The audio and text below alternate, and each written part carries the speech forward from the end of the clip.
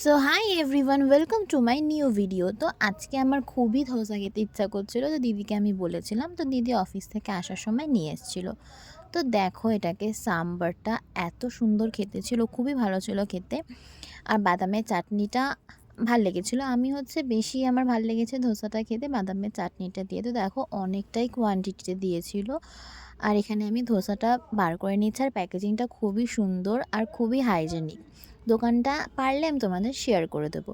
তো দেখো এখানে আমি আস্তে আস্তে বার করে নিচ্ছি। আর তোমরা বিলিভ করবে না, এটি আমি ফার্স্ট টাইম ধোসা খাচ্ছি। এর আগে আমি কোনোদিনও ধোসা খাইনি, কারণ আমার খুব একটা ভালো লাগে না। তো যেহেতু ক্রেভিংস হচ্ছিলো, তো সেহেতু খেয়েই নিলাম।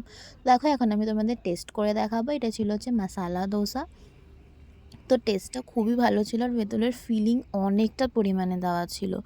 আর আমরা স্পেশাল অনিয়ন দিয়ে বানাতে বলেছিলাম, তার মধ্যে অনিয়নও দেওয়া ছিল।